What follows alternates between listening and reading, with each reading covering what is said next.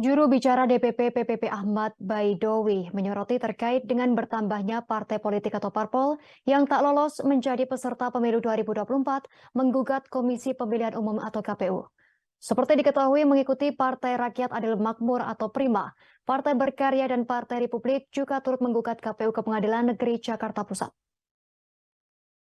Menurut Awik, sapaan akrabnya, hal ini justru akan berpotensi menyebabkan kekacauan politik dan ketidakpastian hukum penyelenggara pemilu. Lebih lanjut, Awik menegaskan PN tak berwenang mengadili sengketa pemilu. Hal tersebut karena sesuai dengan Undang-Undang Nomor 7 Tahun 2017 tentang pemilu disebutkan sengketa proses dilakukan di Badan Pengawas Pemilu Bawaslu RI dan dilakukan banding di Pengadilan Tata Usaha Negara atau PTUN. Sedangkan sengketa hasil dilakukan di Mahkamah Konstitusi.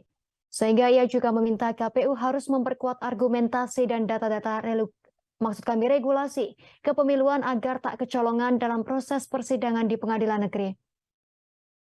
Awik juga meminta Komisi Yudisial mengawasi perilaku Majelis Hakim di Pengadilan Negeri Jakarta Pusat yang menangani perkara gugatan Partai Berkarya tersebut.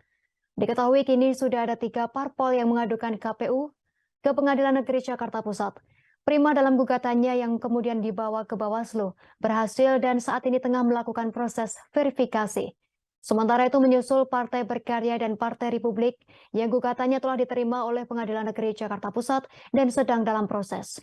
Ketiga parpol ini punya gugatan yang sama, yakni meminta untuk dijadikan parpol peserta pemilu 2024.